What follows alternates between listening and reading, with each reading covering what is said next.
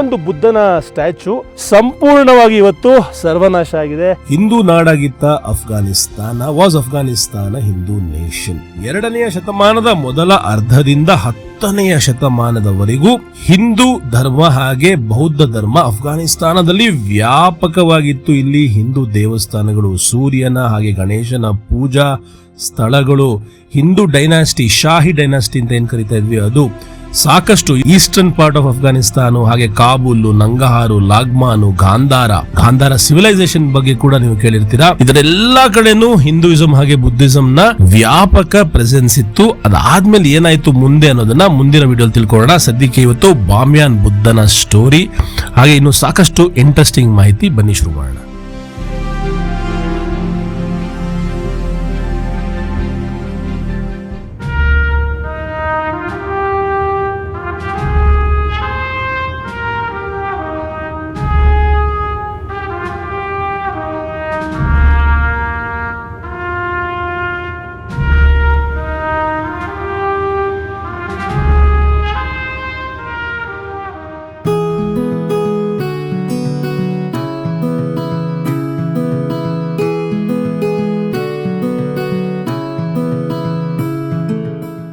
ಲೈಫಲ್ಲಿ ಬೇರೆ ಬೇರೆ ತರ ಹಿಂಸೆ ತಗೊಂಡಿದೀವಿ. ರಾತ್ರಿ ರೂಮಲ್ಲಿ -5 ಹೀಟರ್ ಇಲ್ದಿರೋ ಹಿಂಸೆ ಇದೆಯಲ್ಲ ನೋಡಿ.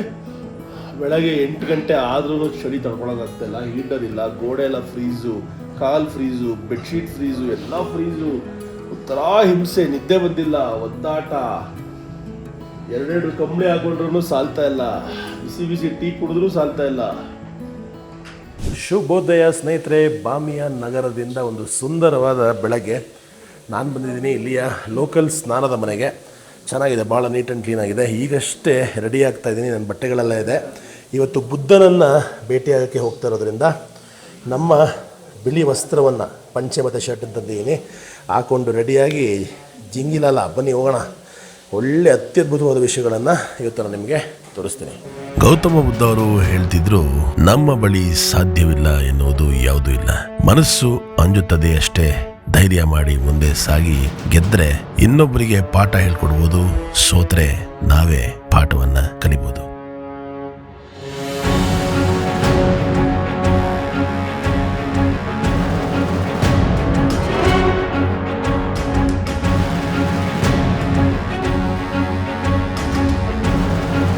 ನೋಡ್ರಿ ಈ ನಿಮ್ಮ ಗ್ಲೋಬಲ್ ಕನ್ನಡಿಗ ಹೇಗೆ ಕರ್ನಾಟಕದ ಉಡುಪನ್ನು ಹಾಕೊಂಡು ಬಾಮಿಯಾನ್ ನಗರಕ್ಕೆ ಗ್ರ್ಯಾಂಡ್ ಎಂಟ್ರಿ ಕೊಡ್ಲಿದ್ದಾನೆ ಅಂತ ನೋಡಿ. ಇಲ್ಲಿ ವಿಶ್ವ ಪ್ರಸಿದ್ಧ ಬುದ್ಧನ ಸ್ಟ್ಯಾಚು ಇತ್ತು, ಇವಾಗಿಲ್ಲ, ಎಲ್ಲ ಹಾಳು ಮಾಡಿಬಿಟ್ಟಿದ್ದಾರೆ. ಅದ್ರ ಕತೆ ಗೀತೆ ಎಲ್ಲ ಹೇಳ್ತೀನಿ, ಕತೆ ವ್ಯತೆ ಎಲ್ಲ. ಬಟ್ ಏನೇ ಇದ್ರೂ ನಮ್ಮ ದೇವಸ್ಥಾನದ ಅಂದರೆ ಒಂದು ದೇವಸ್ಥಾನದ ರೀತಿಯ ಜಾಗ, ಬಹಳ ಐತಿಹಾಸಿಕ, ವಿಶ್ವದ ಅತ್ಯಂತ ಪುರಾತನವಾದ ಇತಿಹಾಸ ಇರುವಂತಹ ಬಾಮಿಯಾನ್ ನಗರಕ್ಕೆ ಎಲ್ಲ ಗ್ಲೋಬಲ್ ಕನ್ನಡಿಗರಿಗೂ ಸ್ವಾಗತ. ಬನ್ನಿ ಸ್ಮಾರ್ಟಾಗಿ ರೆಡಿಯಾಗಿ ಹೋಗ್ಬಿಟ್ಟು ಎಕ್ಸ್ಪ್ಲೋರ್ ಮಾಡೋಣ ಬಾಮಿಯಾನ್ ನಗರವನ್ನು. ಇದು ಬಾಮಿಯಾನ್ ನಗರದ ಸ್ನಾನದ ಮನೆ, ಭಾಳ ಕ್ಲೀನ್ ಆ್ಯಂಡ್ ನೀಟಾಗಿದೆ. ಬೆಳಗ್ಗೆ ಜನಗಳೆಲ್ಲ ಬಂದು ಫ್ರೆಶ್ ಆಗಿ ಕೆಲಸಗಳಿಗೆ ಹೋಗುವಂಥ ಪ್ರಯತ್ನ ಮಾಡ್ತಾಯಿದ್ದಾರೆ. ಇಲ್ಲೇ ಒಂದು ಸಲೂನ್ ಕೂಡ ಇದೆ. ಇಲ್ಲಿ ನಿಮ್ಮ ಶೂನ ಕೊಟ್ಟರೆ ಒಂಚೂರು ಪಾಲಿಶ್ ಮಾಡಿ ಇಡ್ತಾರೆ, ಆ ಥರ ಸರ್ವಿಸ್ ಕೂಡ ಇದೆ. ಕಾಬೂಲ್ಗೂ ಇಲ್ಲಿಗೂ ಅಜಗಜಾಂತರ ವ್ಯತ್ಯಾಸ. ಇಲ್ಲಿಯ ಜನಗಳೇ ಬೇರೆ ಥರ ಇದ್ದಾರೆ. ಇಲ್ಲಿಯ ಉಡುಪು ಶೈಲಿ, ಇವ್ರದ್ದು ಊಟ ತಿಂಡಿ ಎಲ್ಲ ಸ್ವಲ್ಪ ಡಿಫ್ರೆಂಟ್ ಇದೆ ನಾರ್ಮಲ್ಗಿಂತ. ಬೆಳಗಿನ ತಿಂಡಿಯ ಹುಡುಕಾಟ ಏನು ಸಿಗುತ್ತೆ ಅಂತ ನೋಡೋಣ. ಇಲ್ಲಿ ಚೇರ್ ಹಾಕಿದ್ದಾರೆ. ಕ್ಯಾ ಹೇ? ಸೂಪ್. ಓ, ಸೂಪ್ ಮಾಡಿದಾನೆ ಅಣ್ಣ. ಬಿಸಿ ಸೂಪ್ ಹೋಯ್ತಾ ಇದ್ದಾನೆ ಹುಡುಗ, ಮನೆಯಿಂದ ಮಾಡ್ಕೊಂಬಂದಿದ್ದಾನೆ. ಸೂಪ್ ಜೊತೆಗೆ ಬ್ರೆಡ್ ತಂದಿದ್ದಾರೆ ಬ್ರದರು. ಇವರೇ ನಮ್ಮ ಲೋಕಲ್ ಫ್ರೆಂಡು, ಇಲ್ಲಿ ಲೋಕಲ್ ಗೌರ್ಮೆಂಟಲ್ಲಿ ಕೆಲಸ ಮಾಡ್ತಾರಂತೆ. What is your good name bro? ಕೋಸಾ ಶೇರ್ಜಾದ್. Come, welcome. ನೋಡಿ ಎಷ್ಟು ಚೆನ್ನಾಗಿ ಜಾಕೆಟ್ ಹಾಕೊಂಡಿದ್ದಾರೆ, ಬಟ್ಟೆ ಹಾಕೊಂಡು, ಅಂದರೆ ಅದ್ರ ನಮ್ದು ಇವ್ರು ಟ್ರೆಡಿಷನಲ್ ಬಟ್ಟೆ ಹಾಕೊಂಡು ಅದ್ರ ಮೇಲೆ ಜಾಕೆಟ್ ಹಾಕೊಂಡಿದ್ದಾರೆ. ಕಮ್, ತಿಂಡಿ ಬಂದಿದೆ, ರೆಡಿಯಾಗಿದೆ. ಬ್ರೆಡ್ ಜೊತೆಗೆ ತಿನ್ನೋಣ ಬನ್ನಿ. ಮನೇಲೆ ತಿಂದ್ರಂತೆ, ಜೊತೆಗಿರೋ ಸ್ನೇಹಿತರು ಮನೇಲೆ ತಿನ್ಕೊಂಬಂದಿದ್ದಾರೆ. ನಾವಿಲ್ಲಿ ತಿನ್ಬೇಕಷ್ಟೆ. ಸೂಪ್ ಒಳಗೆ ನೆಂಚ್ಕೊಂಡು ಮಿಕ್ಸ್ ಮಾಡ್ಬೇಕಂತ. ಬಿಳಿ ಬಟ್ಟೆ ಬೇರೆ ಹಾಕೊಂಡಿದ್ದೀನಿ, ಹುಷಾರ ತಿನ್ನಬೇಕು. ಒಂದು ಕ್ಯಾರೆಟ್ ಜ್ಯೂಸ್ ಕುಡಿಯೋಣ ಅಂದ್ಕೊಂಡೆ. ಬೆಳಗ್ಗೆ ಒಳ್ಳೆ ಸೂಪು, ಒಂದು ಫ್ರೆಶ್ ಕ್ಯಾರೆಟ್ ಜ್ಯೂಸು.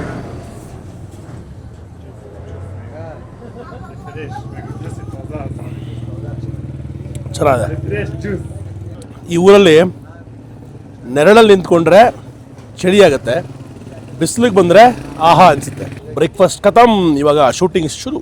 ಸೊ ಇವತ್ತಿನ ಬೆಳಗಿನ ತಿಂಡಿಯ ಖರ್ಚು 30 ರೂಪಾಯಿ ಸೂಪ್ಗೆ, 20 ರೂಪಾಯಿ ಜ್ಯೂಸ್ಗೆ, ಒಟ್ಟು 50 ರೂಪಾಯಿ ಒಬ್ಬ ಪರ್ಸನ್ಗೆ. ಲಾರಿ ನೋಡಿ ಸಕ್ಕತ್ತಾಗಿದೆ. ಮೆಡಿಕಲ್ ಶಾಪ್ ಅವರೇ ಜ್ಯೂಸ್ ಅಂಗಡಿ ಇಟ್ಟಿದ್ದಾರೆ, ಒಳ್ಳೆ ಕೆಲಸ, ಆರೋಗ್ಯವನ್ನು ಮಾಡ್ತಾ ಇದ್ದಾರೆ, ಪರವಾಗಿಲ್ಲ. Thank you. ಈಗ ನಾವು ಊರಿನ ಮೂಲಕ ಬಾಮಿಯಾನ್ ಬುದ್ಧನ ದರ್ಶನ ಪಡೆಯೋದಕ್ಕೆ ಹೋಗ್ತಾ ಇದ್ದೀವಿ. ಊರನ್ನು ನೋಡ್ಬೋದು, ಬಹಳ ರಸ್ಟಿಕ್ ಆಗಿದೆ, ಎಲ್ಲೆಲ್ಲೋ ಮಣ್ಣಿನ ಮನೆಗಳು. ಹಿಂದೆ ಪರ್ವತದ ಕಲರು ಏನಿದೆ, ಕಂದು ಬಣ್ಣ, ಅದೇ ಆ ಬಾಮಿಯಾನ್ ಬುದ್ಧ ಕಣ್ಣಿಗೆ ಬಿದ್ದರು. ಆದರೆ ಬಾಮಿಯಾನ್ ಬುದ್ಧ ಇಲ್ಲ, ಯಾಕೆಂದರೆ ತಾಲಿಬಾನು ಅವರು ಹಿಂದಿನ ಸರ್ಕಾರ ಇದ್ದಾಗ, ಇವರು ರೆಬೆಲ್ಸ್ ಆಗಿದ್ದಾಗ ಉಡಾಯಿಸ್ಬಿಟ್ಟಿದ್ರು.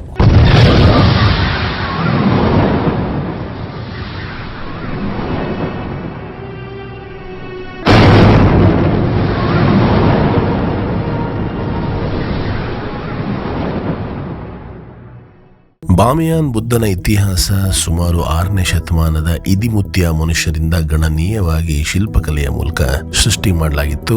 ಬೌದ್ಧ ಧರ್ಮದ ಮುಂಚೆ ಈ ಪ್ರದೇಶದಲ್ಲಿ ಹಿಂದೂಯಿಸಂ ಇತ್ತು. ಬಾಮಿಯಾನ್ ಪ್ರದೇಶ ಪ್ರಾಚೀನ ಸಿಲ್ಕ್ ರೋಡ್ ಮಾರ್ಗದ ಒಂದು ಪ್ರಮುಖ ಕೇಂದ್ರವಾಗಿತ್ತು. ಸಿಕ್ಕಾಪಟ್ಟೆ ವ್ಯಾಪಾರ ವಹಿವಾಟು ನಡೀತದಂತಹ ಜಾಗ. ಇಲ್ಲಿ ಮಹತ್ವದ ಬುದ್ಧ ಚರಿತ್ರಶಾಲಿ ಪ್ರತಿಮೆಗಳಿದ್ವು. ಈ ಬೃಹತ್ ಬುದ್ಧ ಪ್ರತಿಮೆಗಳು ಸುಮಾರು 115 ಮತ್ತೆ 174 ಅಡಿ ಎತ್ತರಕ್ಕೆ ಇದು ಬಹಳ ಒಂದೇ ಅಂದ್ರೆ ಸಿಂಗಲ್ ಸ್ಟೋನ್ ಕಾರ್ವಿಂಗ್ ಅಂತಾರಲ್ಲ, ಆ ರೀತಿ ಮಾಡಲಾಯಿತು. ಬೇರೆ ಬೇರೆ ಬೇರೆ ಜನಗಳು ಈ ದೇಶವನ್ನ ಆಕ್ರಮಣ ಮಾಡಕ್ಕೆ ಪ್ರಯತ್ನ ಪಟ್ಟಾಗ, ಮಂಗೋಲ್ಸು, ಇನ್ನು ಸುಮಾರು ಜನಗಳು ಎಲ್ಲರೂ ತಮ್ಮದೇ ಆದ ರೀತಿಯಲ್ಲಿ ಇದನ್ನ ಡಿಸ್ಟ್ರಾಯ್ ಮಾಡ್ತಾ ಬಂದ್ರು. ಅರ್ಧಂಬರ್ಧ ಆಲ್ರೆಡಿ ಹಾಳಾಗಿತ್ತು. 2001ರಲ್ಲಿ ತಾಲಿಬಾನ್ ನಾಯಕ ಮುಲ್ಲಾ ಮೊಹಮ್ಮದ್ ಒಮಾರ್ ಅಂತ ಏನಿದ್ದಾರೆ, ವೆರಿ ಸ್ಟ್ರಿಕ್ಟ್ ರೂಲ್ಸ್ ಹೇಳಿದ್ರು. ಯಾವುದೇ ಕಾರಣಕ್ಕೂ ಐಡಲ್ ವರ್ಷಿಪ್ ಮಾಡಂಗಿಲ್ಲ, ಮೂರ್ತಿಯ ಪೂಜೆ ಮಾಡಂಗಿಲ್ಲ, ಏನು ಬುದ್ಧನ ಪ್ರತಿಮೆಗಳಿದೆ ಎಲ್ಲದನ್ನು ಬಾಂಬ್ ಬಿಟ್ಟು ಉಡಾಯಿಸಿ, ಎಲ್ಲಾನು ನೆಲಸಮ ಮಾಡಿ ಬೂದಿ ಮಾಡಿ ಅಂತ ಹೇಳಿದ್ರು. ಅದನ್ನ ಕೇಳ್ಕೊಂಡ ತಾಲಿಬಾನಿಗಳು ಅದನ್ನ ಬಾಂಬ್ ಬಿಟ್ಟು ಉಡಾಯಿಸಿದ್ರು, ಸಂಪೂರ್ಣವಾಗಿ ಸರ್ವನಾಶ ಮಾಡಿದ್ರು. ಎಷ್ಟೋ ಸಾವಿರ ವರ್ಷದ ಇತಿಹಾಸವನ್ನ ಹಾಳು ಮಾಡಿದ್ರು. ಇಡೀ ವಿಶ್ವ ಇದಕ್ಕೆ ಕಣ್ಣೀರು ಹಾಕ್ತು. ಇವತ್ತು ಅಲ್ಲಿ ಖಾಲಿ ಬೋಳಾಗಿ ಬಿದ್ದಿದೆ ಜಾಗ. ಆದ್ರೂ ಒಂದು ಬಹಳ ಐತಿಹಾಸಿಕ ಜಾಗ. ಈ ಒಂದು ಜಾಗಕ್ಕೆ ಈ ನಿಮ್ಮ ಗ್ಲೋಬಲ್ ಕನ್ನಡಿಗ ಬರ್ತಾ ಇರೋದು ಬಹಳ ವಿಶೇಷ. ಇದರ ಬಗ್ಗೆ ಸಾಕಷ್ಟು ಇನ್ನೂ ವಿಷಯಗಳನ್ನ ತಿಳ್ಕೊಳ್ಳೋಣ. ಹತ್ತಿರದಿಂದ ಈ ಜಾಗವನ್ನ ಕೂಡ ನೋಡೋಣ, ಬನ್ನಿ.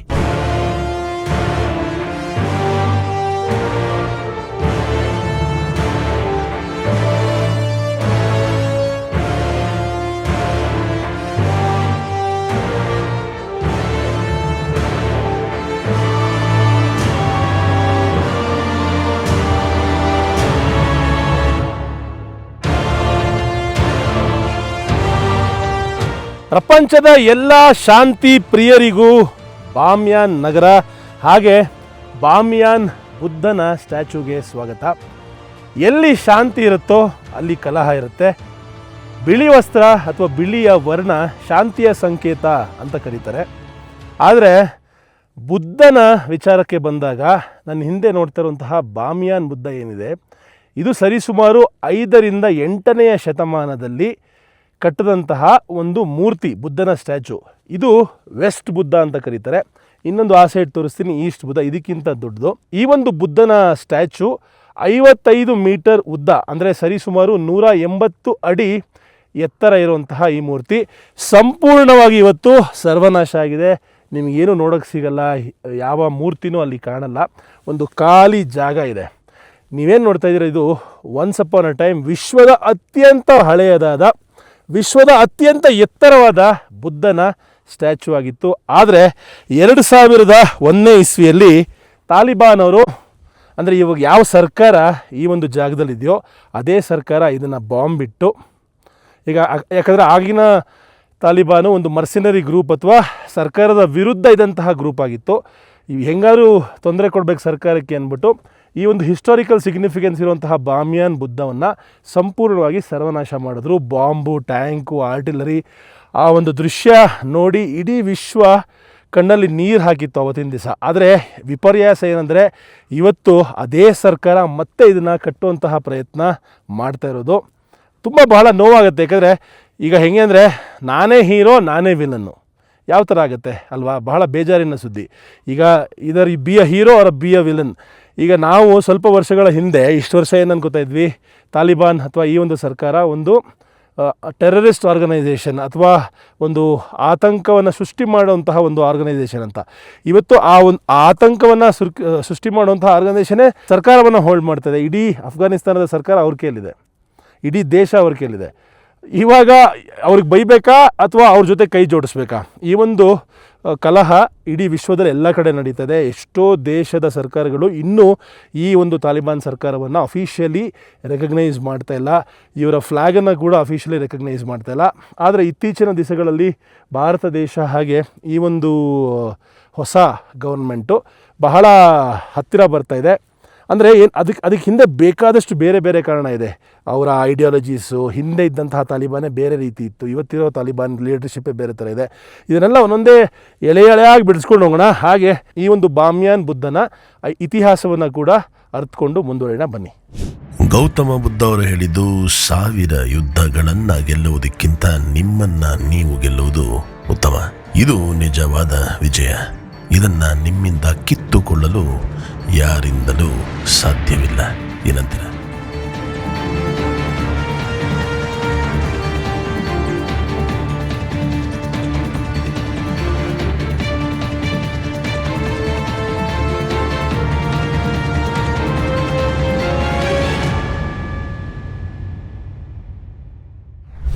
ಇಲ್ಲಿಂದ ಗೊತ್ತಾಗುತ್ತೆ ಎಷ್ಟು ಎತ್ತರ ಇತ್ತು ಈ ಒಂದು ಬುದ್ಧನ ಮೂರ್ತಿ ಅಂತ. ಅದರ ಬಾಂಬ್ ಬ್ಲಾಸ್ಟಿಂದ ಆಗಿರೋ ಇಂಪ್ಯಾಕ್ಟಲ್ಲಿ ಉದುರು ಬಿದ್ದು ಪೀಸ್ ಆಗಿರುವಂತಹ ಬುದ್ಧನ ಮೂರ್ತಿಯನ್ನು ನೀವು ನೋಡ್ಬೋದು. ಒಳಗೆ ಹೋಗೋದಕ್ಕೆ ಯಾರಿಗೂ ಪರ್ಮಿಷನ್ ಇಲ್ಲ, ಸ್ಪೆಷಲ್ ಟಿಕೆಟ್ಸ್ ತೊಗೋಬೇಕು, ಮುಂಚೆನೇ ಟೌನ್ ಅಡ್ಮಿನಿಸ್ಟ್ರೇಷನ್ಗೆ ತಿಳಿಸ್ಬೇಕು. ಆದರೆ ಫಸ್ಟ್ ಟೈಮು ನಮ್ಮ ತಾಲಿಬಾನ್ ಸ್ನೇಹಿತರು ಪರ್ಮಿಷನ್ ಕೊಟ್ಟಿದ್ದಾರೆ ಒಳಗೆ ಹೋಗೋದಕ್ಕೆ. Thank you. ಒಳಗೆ ಹೋಗಿ ನಿಮಗೆ ಇಲ್ಲಿಯ ಒಂದು ಮ್ಯಾಜಿಕಲ್ ಲೋಕವನ್ನು ತೋರಿಸುವಂತಹ ಪ್ರಯತ್ನವನ್ನು ಮಾಡ್ತೀನಿ ಬನ್ನಿ.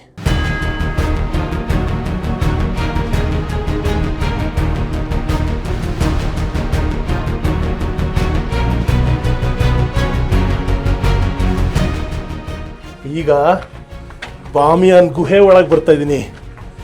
ಎಂತಹ ಅತ್ಯದ್ಭುತವಾದ ಅನುಭವ! ವಾವ್!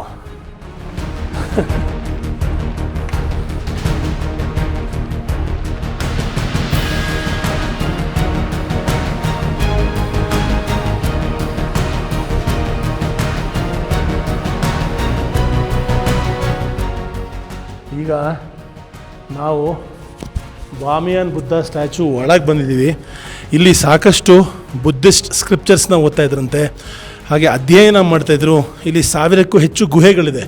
ಆ ಗುಹೆಗಳಲ್ಲಿ ಕೂತ್ಕೊಂಡು ಧ್ಯಾನ ಮಾಡ್ತಾಯಿದ್ರು, ಲೋಕ ಕಲ್ಯಾಣಕ್ಕೋಸ್ಕರ ಕೆಲಸ ಮಾಡ್ತಾಯಿದ್ರು. Sir, what is your name? ಇಲ್ಲಿ ಒಬ್ಬರು ತಾಲಿಬಾನ್ ಸ್ನೇಹಿತರಿದ್ದಾರೆ. ಇವಾಗ ಈ ಒಂದು ಜಾಗಕ್ಕೆ ಪ್ರೊಟೆಕ್ಷನ್ ಕೊಡ್ತಾ ಇರೋರು ಇವರೇನೆ. What is your name? आपका नाम क्या है? Mohammad Farooq. You are protecting this place now? मूल गजी. And I also heard you're trying to restore and rebuild. ಮತ್ತೆ ಮರು ನಿರ್ಮಾಣ ಮಾಡೋ ಟ್ರೈ ಮಾಡ್ತಾ ಇದ್ದೀರಾ. Are you trying to remodel? Okay. So ಆದಷ್ಟು ಬೇಗ ಮತ್ತೆ ಈ ಒಂದು ಒರಿಜಿನಾಲಿಟಿ ಯಾವತ್ತೂ ಬರಲ್ಲ ಈ ಜಾಗಕ್ಕೆ, ಎಲ್ಲ ಹಾಳಾಗೋಗಿದೆ. ಆದ್ರೂ ಇಂಥ ಒಂದು ಜಾಗ ವಿಶ್ವದಲ್ಲಿ ಎಲ್ಲೂ ಇಲ್ಲ ರೀ. ಎಂಥ ಜಾಗ, ಎಂಥ ಪರ್ವತ ಶ್ರೇಣಿ, ಎಂಥ ಊರು, ಎಂಥ ವಾತಾವರಣ. ಆದಷ್ಟು ಬೇಗ ರಿಸ್ಟೋರ್ ಆಗಿ ಇನ್ನೂ ವಿಶ್ವದಿಂದ ಬೇರೆ ಬೇರೆ ಕಡೆಯಿಂದ ಎಲ್ಲರೂ ಬಂದು ಈ ಒಂದು ಅಮೋಘವಾದ ಜಾಗವನ್ನು ಅನುಭವಿಸೋಕ್ಕಾಗಲಿ ಅಂತ ಹೇಳ್ತಾ, ಇಲ್ಲಿಂದ ಇನ್ನೂ ಮುಂದೆ ಸಾಕಷ್ಟು ವಿಷಯ ಇದೆ, ಅದನ್ನು ತೋರ್ಸೋಕ್ಕೆ ಹೋಗ್ತಾ ಇದ್ದೀನಿ ಬನ್ನಿ. ಸೊ ಇಲ್ಲಿ ನೋಡಿದ್ರಿ, ತಾಲಿಬಾನ್ ಅವರು ಸೆಕ್ಯೂರಿಟಿ ಕೊಡ್ತಾ ಇದ್ದಾರೆ, ಎಲ್ಲರೂ ರಿಸ್ಟೋರೇಷನ್ ಮಾಡುವಂಥ ಪ್ರಕ್ರಿಯೆಯಲ್ಲಿದ್ದಾರೆ. ಸಾಕಷ್ಟು ಕೆಲಸ ನಡೀತಾ ಇದೆ ಇಲ್ಲಿ, ಮತ್ತೆ ಸರಿ ಮಾಡುವಂಥ ಪ್ರಯತ್ನ. ಇವರು ಕಾಬೂಲಿಂದ ಬಂದಿರೋ ಸ್ನೇಹಿತರು. ಇವರೇನೆಂದರೆ ವಾಲಂಟಿಯರಾಗಿ ಬಂದು ಈ ಒಂದು ಜಾಗವನ್ನು ಸರಿ ಮಾಡಬೇಕು ಅನ್ನೋ ಪ್ರಯತ್ನ ಮಾಡ್ತಾರಂತೆ. ಸೊ ಇವ್ರಿಗೂ ಸೆಕ್ಯೂರಿಟಿಗೂ ಅಥವಾ ಬೇರೆ ಯಾವುದೂ ವಿಚಾರಕ್ಕೂ ಸಂಬಂಧ ಇಲ್ಲ. ಅವರು ಸ್ವಲ್ಪ ಕ್ಲಾರಿಫೈ ಮಾಡಬೇಕು ಅಂತ ಹೇಳಿದ್ರು, ಅದಕ್ಕೆ ಕ್ಲಾರಿಫೈ ಮಾಡ್ತಾಯಿದ್ದೀನಿ. ಓಕೆ ಸರ್, ಒಳ್ಳೆಯದಾಗಲಿ. ವಾಲಂಟಿಯರ್ ಮಾಡ್ತಾಯಿದ್ದೀರಾ, ನಿಮ್ಮ ದೇಶದ ಬೆಳವಣಿಗೆ ಕಡೆ ಹೋಗ್ತಾ ಇದ್ದೀರಾ, ನಿಮ್ಮ ದೇಶ ಚೆನ್ನಾಗಾಗಲಿ. All the best Afghanistan. Thank you. ಮೆಹರ್ಬಾನಿ. ಶುಕ್ರ್. ಮೆಹರ್ಬಾನಿ.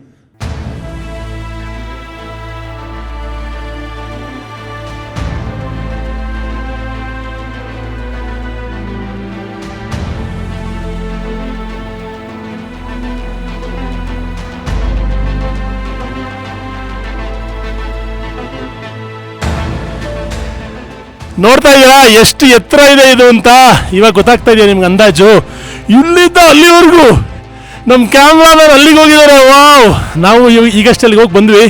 ಸ್ವಲ್ಪ ನನಗೆ ಸಿಕ್ಕಾಪಟ್ಟೆ ಬಾಯಾರಿಕೆ ಆಯಿತು. ಅದಕ್ಕೆ ಬೇಗ ಬೇಗ ಕೆಳಗಡೆ ಬಂದೆ. ಬಿಕ್ಕಳಿಗೆ ಎಂಥ ಜಾಗ ನೋಡಿದ್ರು, ವಾ ವಾ ವಾ ವಾ, ಅತ್ಯದ್ಭುತ, ವಂಡರ್ ಆಫ್ ದ ವರ್ಲ್ಡ್ ಅಂತಲೇ ಕರಿಬೋದು. ಇದು ಮತ್ತೆ ಆದಷ್ಟು ಬೇಗ ರಿಜಿಸ್ಟರ್ ಆಗಲಿ ಅಂತ ಕೇಳ್ಕೊತೀನಿ. Very nice.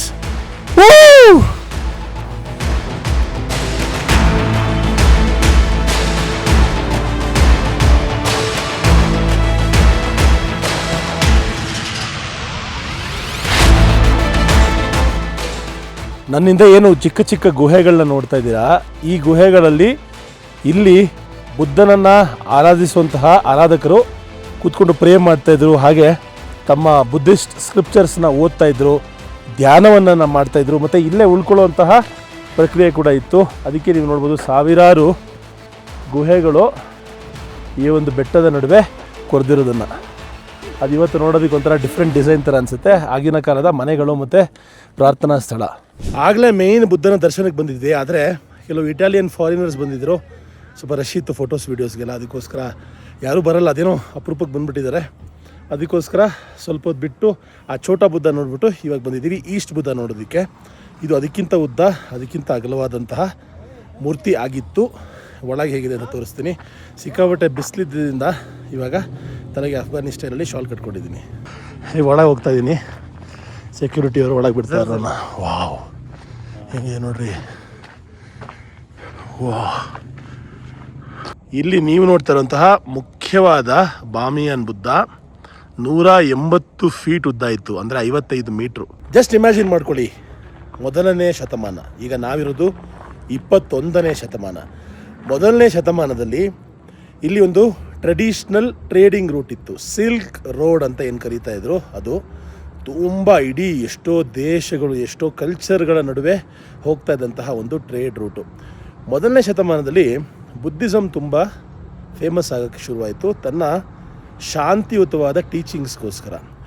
ಆಗ ಸಿಲ್ಕ್ ರೋಡ್ ನಡುವೆ ಮಾಡಿದಂತಹ ಈ ಒಂದು ಅತ್ಯದ್ಭುತವಾದ ಬಾಮಿಯಾನ್ ಕೆತ್ತನೆ ಒಂದು ಶಾಂತಿಯ ಸಂಕೇತ, ಹಾಗೆ ಬುದ್ಧಿಸಮ್ನ ನಿದರ್ಶನ. ಇದು ಪರ್ಷಿಯನ್, ಇಂಡಿಯನ್ ಹಾಗೆ ಬುದ್ಧಿಸ್ಟ್ ಕಲ್ಚರನ್ನು ಒಳಗೊಂಡಂತಹ ಪ್ರಾಂತ್ಯವಾಗಿತ್ತು. ಈ ಒಂದು ಜಾಗದಲ್ಲಿ ಎಲ್ಲ ರೀತಿಯ ಜನಗಳು, ಎಲ್ಲ ಪ್ರಾಂತ್ಯದವರು ಬೇರೆ ಬೇರೆ ಸಿಲ್ಕ್ ರೋಡ್ ಮೂಲಕ ಟ್ರೇಡಿಂಗ್ ಮಾಡೋದಕ್ಕೆ ಪಾಸ್ ಆಗ್ತಾಯಿದ್ರು. ಆ ಒಂದು ಟೈಮಲ್ಲಿ ಕಟ್ಟಿದಂತಹ ಅಮೋಘವಾದ ಬುದ್ಧ ಸ್ಟ್ಯಾಚು ನಮ್ಮ ಹಿಂದೆ ಇದ್ದಂಥದ್ದು. ಈಗ ಅದರ ಪುಡಿಯಾಗಿರುವಂತಹ ಕಲ್ಲುಗಳು ಮಾತ್ರ ನಿಮಗಿಲ್ಲಿ ಕಾಣುತ್ತೆ. ಏನು ಶಿಲೆ ಇತ್ತು ಅದನ್ನು ಬಾಂಬ್ ಹಾಕಿ ಆರ್ಟಿಲರಿ ಟ್ಯಾಂಕಲ್ಲಿ ಒಡೆದು ಚಿಂದಿ ಚಿತ್ರಾನ್ನ ಮಾಡಿದಂತಹ ತಾಲಿಬಾನು, ಅದರ ಪೀಸ್ಗಳನ್ನು ಇಲ್ಲಿ ನೋಡ್ಬೋದು. ಇವತ್ತು ಅದೇ ತಾಲಿಬಾನು ಮತ್ತೆ ನೋಡಿ ಕಟ್ಟುವಂಥ ಪ್ರಯತ್ನವನ್ನು ಮಾಡ್ತಾ ಇದ್ದಾರೆ. ರಿಸ್ಟೋರೇಷನ್ ಶುರುವಾಗಿದೆ. ಇನ್ನೊಂದು ಬಹಳ ವಿಶೇಷವಾದ ವಿಚಾರ ಏನಪ್ಪ ಅಂದರೆ, ಇಲ್ಲಿ ಅಫ್ಘಾನಿಸ್ತಾನದಲ್ಲಿ ಬುದ್ಧಿಸಮ್ ಬರೋ ಮುಂಚೆ ಹಿಂದೂಯಿಸಮ್ ಇತ್ತು. ಅದರ್ಥ ಈ ಒಂದು ಪ್ರಾಂತ್ಯದಲ್ಲಿ ಇದ್ದಂತಹ ಜನಗಳೆಲ್ಲ ಹಿಂದೂಗಳಾಗಿದ್ದರು. ಅದಾದಮೇಲೆ ಬುದ್ಧಿಸಮ್ ಬಂತು, ಅದಾದಮೇಲೆ ಇಸ್ಲಾಂ ಬಂತು. ಇಸ್ಲಾಂ ಬಂದು ಸಂಪೂರ್ಣವಾಗಿ ಟೇಕ್ ಓವರ್ ಮಾಡಿಬಿಡ್ತು. ಇಲ್ಲೆಲ್ಲ ಇವತ್ತೇನು ನೋಡ್ತೀರಾ Afghanistan, it's an Islamic republic ಅಥವಾ ಇಸ್ಲಾಮಿಕ್ ದೇಶ. ಸೊ ಮುಂಚೆ ಅಂದರೆ ಫಸ್ಟ್ ಸೆಂಚುರಿಯಿಂದ ಹಿಡಿದು 4ನೇ ಸೆಂಚುರಿ 3ನೇ ಸೆಂಚುರಿವರೆಗೂ ಹಿಂದೂಯಿಸಮ್ ಕೂಡ ಈ ಒಂದು ಪ್ರಾಂತ್ಯದಲ್ಲಿ, ಹಿಂದೂ ಕುಶ್ ಮೌಂಟೇನ್ಸ್ ಅಂತ ಏನು ಕರಿತೀವಿ, ಅಥವಾ ಈ ಒಂದು ಪ್ರಾಂತ್ಯದಲ್ಲಿ ಹಿಂದೂಯಿಸಮ್ ಕೂಡ ಸಾಕಷ್ಟು ಇತ್ತು ಅನ್ನೋದನ್ನು ಇತಿಹಾಸದಲ್ಲಿ ಓದ್ಬೋದು.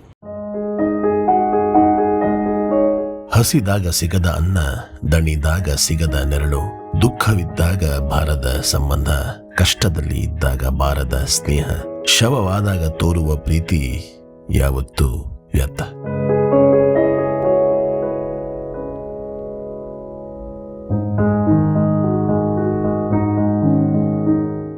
ನೀವೆಲ್ಲರೂ ಕರದಂಟು ಕೇಳಿರ್ತೀರಾ, ಆದರೆ ಗರ್ಗಂಟು ಕೇಳಿದ್ದೀರಾ? ಈ ಊರಿನ ಹೆಸರು ಗರ್ಗಂಟು. ನಾವಿದ್ದೀವಿ ಬಾಮಿಯಾನ್ ಮತ್ತು ಬಾಂದೆ ಅಮೀರ್ ನ್ಯಾಷನಲ್ ಪಾರ್ಕ್ ಮಧ್ಯೆ ಇರುವಂತಹ ಕಟ್ಟ ಕಡೆಯ ಊರು. ಇಲ್ಲಿ ಕೆಲವು ವಿಶೇಷವಾದ ಪ್ರಾಡಕ್ಟ್ಸ್ ಮಾಡ್ತಾರಂತೆ ಹಾಲಿನಿಂದ. ಅದೇನು ಮಾಡ್ತಾರೆ ಅನ್ನೋದನ್ನು ನಿಮಗೆ ತೋರಿಸ್ತೀನಿ, ಬನ್ನಿ. ಇದು ಇಲ್ಲಿನ ಹಸುಗಳಿಂದ ಕಲೆಕ್ಟ್ ಮಾಡಿದ ಹಾಲಿನಲ್ಲಿ ತೆಗೆಯುವಂತಹ ಕೆನೆ. ಆ ಕೆನೆಯನ್ನು ಬೆಳಗಿನ ತಿಂಡಿಯಲ್ಲಿ ಬ್ರೆಡ್ಡಿನ ಜೊತೆಗೆ ತಿಂತಾರಂತೆ, ಸ್ವಲ್ಪ ಹನಿಗಿನಿ ಹಾಕ್ಕೊಂಡು, ಸ್ವಲ್ಪ ಟರ್ಕಿಶ್ ಸ್ಟೈಲು. ಈ ಒಂದು ಊರಿನಲ್ಲಿ ಫೇಮಸ್. ಕೆನೆ ಎಷ್ಟು ಗೊತ್ತಾ ರೇಟು? 800 ರೂಪಾಯಿ ಅಫ್ಘಾನಿ, ಅಂದರೆ ಆಲ್ಮೋಸ್ಟ್ 1100 ರೂಪಾಯಿ ಭಾರತೀಯ ರೂಪಾಯಲ್ಲಿ. ಸಿಕ್ಕಾಬಟ್ಟೆ ಕಾಸ್ಟ್ಲಿ ದುನಿಯಾ ಗುರು ಇದು. Very nice. ಇದು ಇಲ್ಲಿಯ ಪ್ರಾವಿಷನ್ ಸ್ಟೋರು, ಚೆನ್ನಾಗಿ ಜೋಡಿಸಿದ್ದಾರೆ. ಹಾಳು ಮುಳು, ತುಂಬ ಜನ ಇಲ್ಲಿ ಹಾಳು ಮುಳು ಜಾಸ್ತಿ ತಿಂತಾರೆ.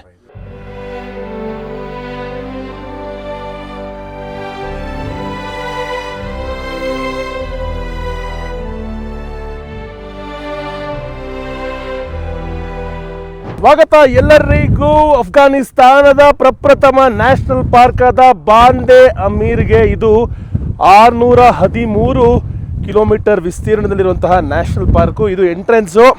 ಇಲ್ಲಿಂದ 15 ನಿಮಿಷ ಒಳ ಟ್ರಾವೆಲ್ ಮಾಡಿದ್ರೆ ನಿಮಗೆ ಸಿಗುತ್ತೆ 6 ಅತ್ಯದ್ಭುತವಾದ ಸರೋವರಗಳು, ನ್ಯಾಚುರಲ್ ಆಗಿ ಟ್ರಾವೆಂಟೀನ್ ಡ್ಯಾಮ್ಸ್ ರೀತಿಯಲ್ಲಿ ಸೃಷ್ಟಿಯಾಗಿರೋದು. ಬನ್ನಿ ಹೋಗೋಣ, ಒಳಗೆ ಹೋಗಿ ಎಕ್ಸ್ಪ್ಲೋರ್ ಮಾಡೋಣ ಬಾಂದೆ ಅಮೀರ್ ನ್ಯಾಷನಲ್ ಪಾರ್ಕ್ನ. ಸಕ್ಕತ್ತಾಗಿದೆಲ್ಲ ಲೊಕೇಶನು. ಚಳಿ ತಡ್ಕೊಳಕ್ಕಾಗ್ತಿಲ್ಲ, ಬಿಸಿಲು ಕಾಣಿಸ್ತಾ ಇದೆ. ಆದರೆ ಹೆಂಗೆ ಚಳಿ ಇದೆ ಅಂದರೆ ನಿಂತ್ಕೊಳ್ಳೋಕ್ಕಾಗ್ತಾಯಿಲ್ಲ. ಗಡ ಕ್ಯಾಪ್ ಹಾಕೊಂಡಿದ್ದೀನಿ, ಯೋಚನೆ ಮಾಡಿ ಈ ಬಿಸಿಲಲ್ಲಿ. ಎಂಟ್ರ್ ಆಗ್ತಾ ಇದ್ದೀವಿ ಬಾಂದೆ ಅಮೀರ್ ನ್ಯಾಷನಲ್ ಪಾರ್ಕ್ನ. ಸ್ವಾಗತ. ಇಲ್ಲಿಂದ ರೋಡ್ ಇಲ್ಲ, ಆಫ್ ರೋಡಿಂಗು.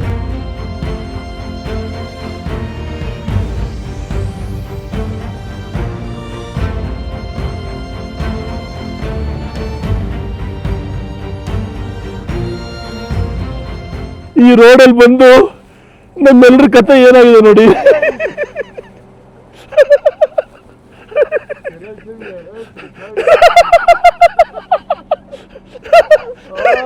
ನೋಡ್ರಿ, ಅಯ್ಯೋ ಅಯ್ಯಪ್ಪ. ನಾವು ನಮ್ಮ ಕಿತ್ತೋದ ಕಾರು, ಹಮಾರ ಗಟಿಯ ಕಾರು, ಅವ್ರ ಡೇಂಜರಸ್ ಡ್ರೈವರ್. ನೋಡ್ರಿ ಇವ್ರನ್ನ. Bro, you wear nice suit in the morning. Now you use the paper. ಎಲ್ಲರೂ ಇಲ್ಲಿ ತೊಳ್ಕೊತಾ ಇದೀವಿ. ತಲೆ ಮುಖ ಎಲ್ಲ ಫುಲ್ ಎಲ್ಲರದ್ದು ಧೂಳು ನೋಡಿ. ಐಸ್ ಇದೆ ಇಲ್ಲಿ. ಫಸ್ಟ್ ಟೈಮ್ ಸ್ನೋ ನೋಡ್ತಾ ಇದೀವಿ ಅಫ್ಘಾನಿಸ್ತಾನದಲ್ಲಿ. ತುಂಬ ಥಂಡಿ ಇರೋದ್ರಿಂದ ಇವತ್ತು ನಾಳೆ ಸ್ನೋಫಾಲ್ ಆಗುವಂತಹ ಸಾಧ್ಯತೆ ಕೂಡ ಇದೆ ಬಾಮಿಯಾನಲ್ಲಿ. ನಿಜವಾಗ್ಲೂ ಅಫ್ಘಾನಿಸ್ತಾನ್ ಟ್ರಿಪ್ಪು ತುಂಬ ಕೋಪ ಬರಿಸ್ತಾ ಇದೆ, ತುಂಬ ಪೇಷನ್ಸ್ನ ಟೆಸ್ಟ್ ಮಾಡಿಸ್ತಾ ಇದೆ, ಹಾಗೆ ಸಿಕ್ಕಾಪಟ್ಟೆ ಇರಿಟೇಟ್ ಮಾಡ್ತಾ ಇದೆ, ಖುಷಿನೂ ಕೊಡ್ತಾ ಇದೆ. ಒಂಥರ ಸುಖ ದುಃಖದ ಮಿಲನ ಅಂತ ಕರಿಬೋದು. ಹಿಂಸೆರಿ ರೋಡ್ಗಳು, ಚೆಕ್ ಪಾಯಿಂಟ್ಗಳು, ಬೇರೆ ಬೇರೆ ಇರಿಟೇಷನ್ಸು. ನಮ್ಮ ಕಾರ್ ಸರಿ ಇರಲ್ಲ, 5-6 ಸಲ ಕೆಟ್ಟೋಯ್ತು. ಆದ್ರೂ ಸಂಯಮವನ್ನು ಕೆಡಿಸ್ಕೊಳ್ಳದೆ ಹೆಂಗೋ ಮುಂದುವರಿತಾ ಇದ್ದೀವಿ. ಇದು ಇಲ್ಲಿಯ ಲೋಕಲ್ಸು. ಸಲಾಮ್ ಅಲೈಕುಮ್, how are you? ಎಲ್ಲ ಚಳಿಲಿ ಹೆಂಗೆ ಚಿಲ್ ಮಾಡ್ತಾರೆ ನೋಡಿ. ಗುಡ್.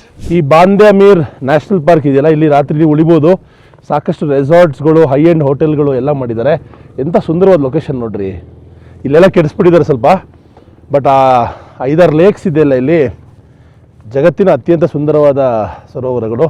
ಈಗ ಅದರಲ್ಲಿ ಒಂದನ್ನು ನಿಮಗೆ ತೋರಿಸ್ತೀನಿ ಬನ್ನಿ. ಇದು ನೋಡಿ, ಅಫ್ಘಾನಿಸ್ತಾನದ ಆಯುರ್ವೇದ ಅಂಗಡಿ.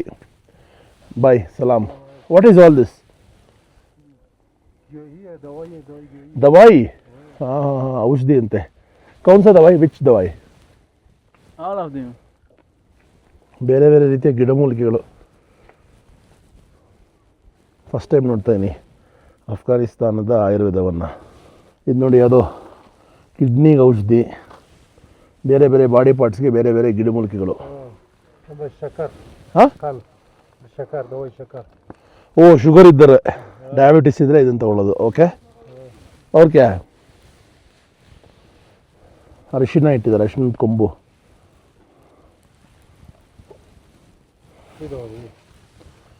शिलाजित? हाँ, इधर से लाया? असली शिलाजित. असली? सचमुच में? ಇಲ್ಲೇ ಬೆಟ್ಟದಿಂದ ತಂದ್ರಂತೆ. ಇಲ್ಲಿಂದ? ಅಸ್ಲಿ? Sure, guarantee? ಆಹಾ, ಇಲ್ಲಿಯ ಹೆಣ್ಣು ಮಕ್ಕಳ ಉಡುಪು ನೋಡ್ರಿ ಹೆಂಗಿದೆ ಅಂತ. ಸಕ್ಕತ್ತಾಗಿದೆ. ವಾವ್, ಚೆನ್ನಾಗಿದೆ ಅಂಗಡಿ. ಪುಟ್ಟ ಮಕ್ಕಳ, ಹೆಣ್ಣು ಮಕ್ಕಳ ಡ್ರೆಸ್ಸನ್ನು ಕೂಡ ನೋಡ್ಬೋದು. ತುಂಬ ಚೆನ್ನಾಗಿದೆ, ಯುನೀಕ್ ಆಗಿದೆ. ಲೇಕ್ಗೆ ಹೋಗೋ ಮುಂಚೆ ಒಂದು ಚಿಕ್ಕ ಮಾರ್ಕೆಟ್ ಮಾಡಿದ್ದಾರೆ. ಆ ಮಾರ್ಕೆಟಲ್ಲಿ ಇಲ್ಲಿಯ ಹ್ಯಾಂಡಿಕ್ರಾಫ್ಟ್ಸ್ನ ಡಿಸ್ಪ್ಲೇ ಮಾಡಿದ್ದಾರೆ, ಮಾರ್ತಾ ಇದ್ದಾರೆ.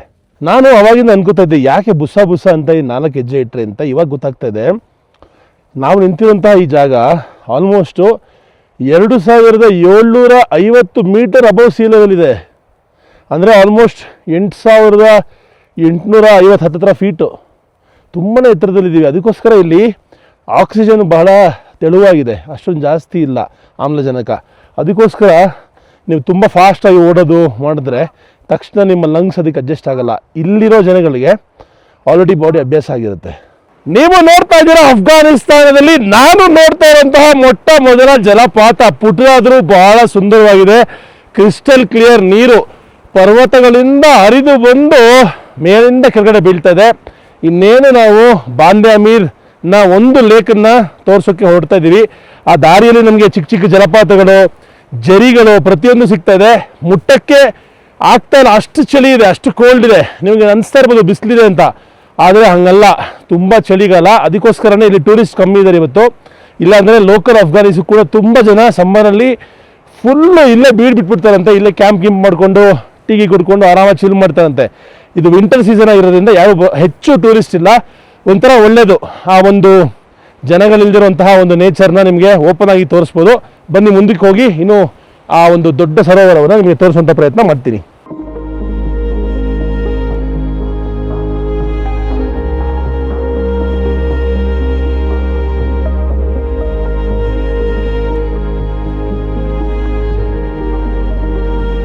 ಇಲ್ಲಿರುವಂತಹ ನೀರು ಎಷ್ಟು ತಿಳಿಯಾಗಿದೆ ಅಂತ, ಎಷ್ಟು ಪ್ಯೂರ್ ಆಗಿದೆ, ಎಷ್ಟು ಶುದ್ಧವಾಗಿದೆ ಅಂತ ಇಲ್ಲಿ ನೋಡಿ ಅರ್ಥ ಮಾಡ್ಕೋಬೋದು ನೀವು. ಸಂಪೂರ್ಣವಾಗಿ ತಿಳಿಯಾಗಿರುವಂತಹ ನೀರು, ಶುದ್ಧ ನೀರು. ಇಲ್ಲಿ ಮೋಟ್ರ್ ಬೋಟ್ ಕೂಡ ಬಳಕೆ ಮಾಡ್ತಾ ಇಲ್ಲ, ಹಾಳಾಗಬಾರ್ದು ಅನ್ನೋ ಉದ್ದೇಶದಿಂದ. ಬರೀ ಬೋಟಿಂಗನ್ನು ಪೆಡಲ್ ಬೋಟ್ಗೆ ಸೀಮಿತ ಮಾಡಿ ಇಟ್ಟಿದ್ದಾರೆ. ಎಂಥ ಅದ್ಭುತವಾದ ಜಾಗ ರೀ. ವಾವ್.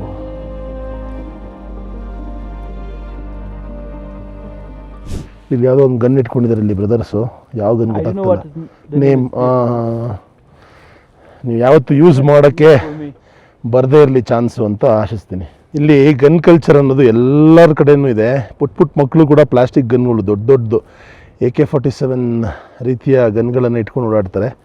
ಒಂಥರ ಇಲ್ಲಿ ಏನಂದರೆ ಅಫ್ಘಾನಿ ಜನಗಳಿಗೆ ಗನ್ ಇಟ್ಕೊಳ್ಳೋದು ಒಂದು ರೀತಿಯ ಜ್ಯುವೆಲರಿ ಇಟ್ಕೊಂಡಂಗೆ. ಅದೇನೋ ಅವ್ರಿಗೆ ಅಂದರೆ ಒಬ್ಬ ಹುಡುಗ ಒಂದು ಗನ್ ಇಟ್ಕೊಂಡಿದ್ದಾನೆ ಅಂದರೆ ಅದು ಒಂದು ಒಡವೆ ಹಾಕ್ಕೊಂಡಿದ್ದಾನೆ ಅನ್ನೋ ಥರ ಲೆಕ್ಕ. ಅದಕ್ಕೆ ಇದು ಯಾರು ತಲೆ ಕೆಡಿಸ್ಕೊಳ್ಳಲ್ಲ. ಗನ್ ಇಟ್ಕೊಂಡಿದ್ರೆ ಭಯನೂ ಪಡಲ್ಲ. ನಮ್ಗಳಿಗೆ ಗನ್ ನೋಡಿದ ತಕ್ಷಣ ಡಿಜಿಕ್ ಅನಿಸುತ್ತೆ, ಆದರೆ ಇವ್ರಿಗೆ ಏನು ಅನಿಸಲ್ಲ.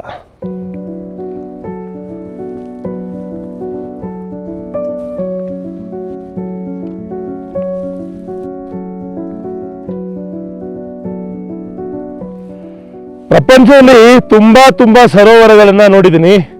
ಇದುವರೆಗೂ ನಾನು ನೋಡಿದಂಥ ಅತ್ಯದ್ಭುತವಾದ ಸರೋವರ ಅಂದರೆ ಲೇಕ್ ಬೈಕಾಲ್ ಅಂತ, ಸೈಬೀರಿಯಾ ರೀಜನಲ್ಲಿರೋದು. ಪ್ರಪಂಚದ ಅತ್ಯಂತ ದೊಡ್ಡ ಕುಡಿಯೋಕ್ಕೆ ಯೋಗ್ಯವಾಗಿರುವಂತಹ ಒಂದು ಸರೋವರ. ಇಲ್ಲಿ ನೀವು ನೋಡ್ತಾ ಇರುವಂತಹ ಸರೋವರ ಬಾಂದೆ ಅಮೀರ್ ನ್ಯಾಷನಲ್ ಪಾರ್ಕಲ್ಲಿರುವಂತಹ 6 ಅತ್ಯದ್ಭುತವಾದ ಮಿನರಲ್ ರಿಚ್ ಪ್ಯೂರ್ ನೀರಿರುವಂತಹ ಈ ಸರೋವರಗಳು. ಒಂದೊಂದು ಸರೋವರಗಳು ಒಂದೊಂದು ಕಲರ್ ಇದೆ. ಯಾಕೆ ಅಂದರೆ ಇಲ್ಲಿರುವಂತಹ ಮಿನರಲ್ಸು. ಇಲ್ಲಿ ನೋಡ್ಬೋದು ನೀವು ಎಷ್ಟು ತಿಳಿಯಾಗಿದೆ ಈ ನೀರು ಅಂತ. ಇಲ್ಲಿ ಬೋಟಿಂಗ್ ಮಾಡೋದಕ್ಕೆ ಕೂಡ ಅವಕಾಶ ಇದೆ. ಪರ್ ಪರ್ಸನ್ 250 ರೂಪಾಯಿಂದ 300 ರೂಪಾಯಿ ತಗೊಳ್ತಾರೆ. ನೀವು ಬೋಟ್ ತೊಗೊಂಡು ಇಡೀ ಲೇಕಲ್ಲಿ ಆರಾಮಾಗಿ ಬೋಟಿಂಗ್ ಮಾಡ್ಬೋದು. ಕಪಲ್ಸ್ಗಂತೂ ಇದು ಮಸ್ಟ್ ಟ್ರೈ. ಇಲ್ಲಿ ಅಫ್ಘಾನಿ ಕಪಲ್ಸ್ ಎಲ್ಲ ಬಂದು ಸಮ್ಮರ್ ಟೈಮಲ್ಲಿ ತುಂಬ ಚಿಲ್ ಮಾಡ್ತಾರಂತೆ. ಆದರೆ ಇವಾಗ ಚಳಿಗಾಲ, ನಮ್ಗೆ ನಿಂತ್ಕೊಳ್ಳೋಕೆ ಆಗ್ತಲ್ಲ. ನಾನು ಒಳಗೆ ಇನ್ನರ್ಸ್ ಹಾಕೊಂಡಿದ್ದೀನಿ, ಟೀ ಶರ್ಟ್ ಹಾಕೊಂಡಿದ್ದೀನಿ, ಬನಿಯನ್ ಹಾಕೊಂಡಿದ್ದೀನಿ, ಶರ್ಟ್ ಹಾಕೊಂಡಿದ್ದೀನಿ, ಕರ್ನಾಟಕದ ಶಾಲ್ ಹಾಕೊಂಡಿದ್ದೀನಿ, ಅದರ ಮೇಲೆ ಇನ್ನೊಂದು ಶಾಲ್ ಹಾಕೊಂಡಿದ್ದೀನಿ. ಆದರೂ ಕೂಡ ಚಳಿ ಆಗ್ತಾ ಇದೆ. ಯೋಚನೆ ಮಾಡಿ ಇನ್ನೆಷ್ಟು ಚಳಿ ಇರ್ಬೋದು ಈ ಜಾಗದಲ್ಲಿ ಅಂತ. ಈ ರಾತ್ರಿ -10ವರೆಗೂ ಹೋಗ್ತಾ ಇದೆ. ಸೊ ಈ ಲೇಕ್ನ ಸ್ಪೆಷಾಲಿಟಿ ಏನಪ್ಪ ಅಂದರೆ ಹಿಂದೂಕುಷ್ ಮೌಂಟೇನ್ಸ್. ನೀವು ನೋಡ್ತಾ ಇದ್ದೀರಿ ನೋಡಿ, ಇವೆಲ್ಲ ಹಿಂದೂಕುಷ್ ಮೌಂಟೇನ್ಸ್, ಪರ್ವತ ಶ್ರೇಣಿಗಳು. ಅದ್ರ ಮಧ್ಯದಿಂದ ಬರುವಂತಹ ನೀರು ಈ ಒಂದು ನ್ಯಾಚುರಲ್ ಟ್ರಾವೆಂಟೀನ್ ಡ್ಯಾಮ್ಸ್ ಅಂತ ಹೇಳ್ತೀವಿ. ಅಂದರೆ ತಾವಾಗೆ ಮನುಷ್ಯರು ಮಾಡಿರೋ ಡ್ಯಾಮ್ಸ್ ಅಲ್ಲ, ತಾವಾಗೆ ನೀರನ್ನು ಹಿಡ್ಕೊಳ್ಳುವಂತಹ ಜಾಗಗಳಾಗಿ ಕ್ರಿಯೇಟ್ ಮಾಡಿದೆ ಪ್ರಕೃತಿನೇ. ಆ ಒಂದು ಜಾಗಗಳಲ್ಲಿ 6 ದೊಡ್ಡ ಸರೋವರಗಳಿದೆ ಈ ಜಾಗದಲ್ಲಿ. 6 ಕೂಡ ಬಹಳ ವಂಡರ್ಫುಲ್ ಲೇಕ್ಸು. ಇದು ಈಸಿಲಿ ಆಕ್ಸೆಸಿಬಲ್, ಅಂದರೆ ಕೈಗೆ ಹತ್ತಿರವಾಗಿ, ಅಂದರೆ ನಡ್ಕೊಂಡು ಈಸಿಯಾಗಿ ಬರ್ಬೋದು. ಮಿಕ್ಕಿದೆಲ್ಲ ತುಂಬ ಸರ್ಕಸ್ ಪಡಬೇಕು. ಸದ್ಯಕ್ಕೆ ಇವತ್ತು ಸಮಯ ಇರೋದು ಇದೊಂದನ್ನು ತೋರಿಸೋದಕ್ಕೆ ಮಾತ್ರ. ಬಹಳ ಖುಷಿ ಆಗ್ತದೆ ಈ ಒಂದು ಜಾಗಕ್ಕೆ ಬಂದಿರೋದು. ವಾವ್, ಎಂಥ ಬ್ಯೂಟಿಫುಲ್ ಲೊಕೇಶನ್ ರೀ. ಆಹಾ, ತುಂಬಾ ಚೆನ್ನಾಗಿದೆ.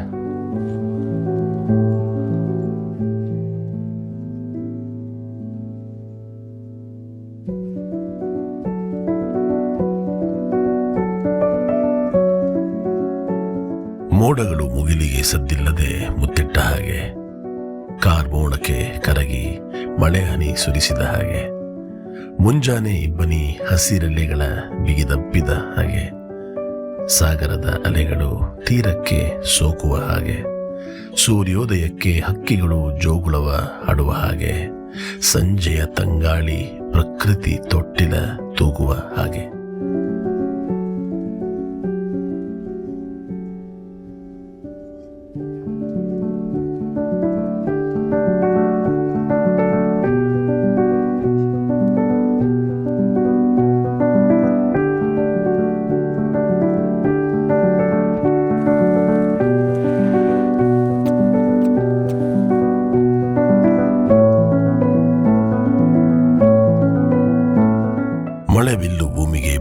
ಸಂಕೇತ ತೋರಿದ ಹಾಗೆ, ತೆಂಗಿನ ಗರಿಯ ಮರೆಯಲ್ಲಿ ನೇಸರನ ಕಿರಣಗಳು ಪಿಸುಗುಟ್ಟಿದ ಹಾಗೆ, ಚಿಲಿಪಿಲಿ ಹಕ್ಕಿಗಳ ಕಲರವದಲ್ಲಿ ಪ್ರೇಮ ನಿವೇದನೆ ಮಾಡಿದ ಹಾಗೆ, ಅನುಭವಿಸಿ ಅನುಸರಿಸು ನಿಸರ್ಗದ ಪ್ರೀತಿಯ ಸಂದೇಶವ, ನಿನ್ನ ಗುಂಗಲ್ಲೇ ಬರೆದಿರುವೆ ಈ ಅರ್ಥವಿರದ ಕವನವ, ಬದುಕಿನ ಮುಂದಿನ ಪಯಣದಲ್ಲಿ ಹೇಳದೆ ಉಳಿದ ಪದಗಳ ಗೀಚುವೆ.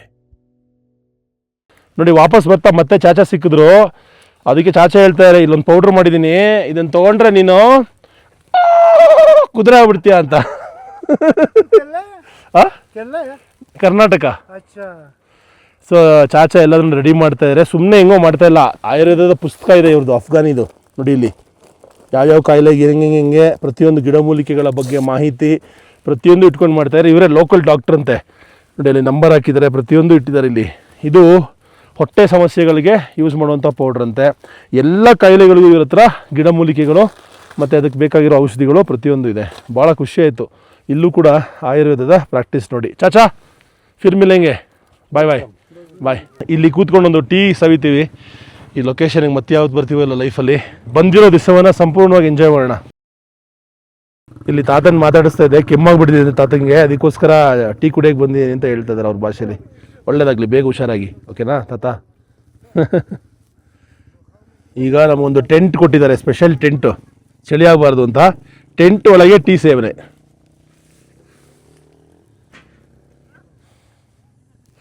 ಈ ಚಳಿಗೂ ಈ ವಾತಾವರಣಕ್ಕೂ ಟೀಗೂ ಆಹಾ, ಕುಡಿಯೋದು ಬೇಡ, ಕೈಯಲ್ಲಿ ಹಿಡ್ಕೊಂಡಿದ್ರೆ ಸಾಕು ಅನ್ಸುತ್ತೆ.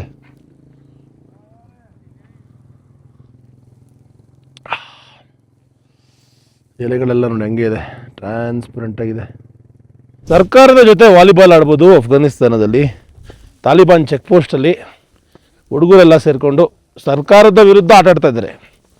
ನಮಗೂ ಒಂದು ಚಾನ್ಸ್ ಸಿಕ್ಕಿದ್ರೆ ನಾವು ಸರ್ಕಾರದ ವಿರುದ್ಧ ಆಟ ಆಡ್ಬಿಟ್ಟು ಗೆದ್ದು, ಅದಾದ ನಂತರ ನಮ್ಗೆ ಒಳ್ಳೆ ರೋಡು, ಒಳ್ಳೆ ಎಂಪ್ಲಾಯ್ಮೆಂಟು, ಜನಗಳಿಗೆ ಕೆಲಸ, ಒಳ್ಳೆ ಊಟ ತಿಂಡಿ, ಅಂದರೆ ಎಲ್ಲ ಸವಲತ್ತುಗಳು, ಆರೋಗ್ಯ ಪ್ರತಿಯೊಂದನ್ನು ಕೊಡೋಂಗಾಗಲಿ ಅಂತ ಪ್ರೈಸ್ ಕೇಳ್ತೀವಿ ಸರ್ಕಾರಕ್ಕೆ. ಏನಂತೀರಾ?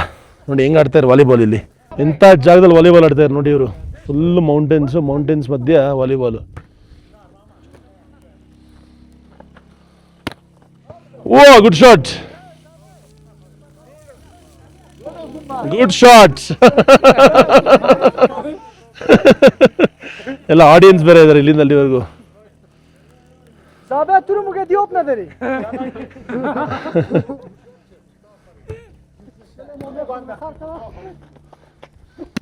ಓ, ವಾಟ್ ಅ ಬ್ಲಾಕ್. ಓ, ಗುಡ್ ಒನ್, ಸೂಪರ್ ಬ್ರೋ. ನೋಡ್ರಿ, ಶೂ ಇಲ್ಲ ಏನಿಲ್ಲ, ನಾರ್ಮಲ್ ಹೆಂಗಿದೆಯೋ ಹಂಗೆ ಆಡ್ತಾರೆ. ಗಾಡಿ ಬೇರೆ ಹೆವಿ ಇದೆ, ಸರ್ವಿಸ್ ಮಾಡಿದ್ರೆ ಎಲ್ಲೆಲ್ಲೋ ತೇಲ್ತಾರತ್ತೆ. Good one. ಅಯ್ಯೋ, ಅಗೇನ್ ಗುಡ್ ಶಾಟ್.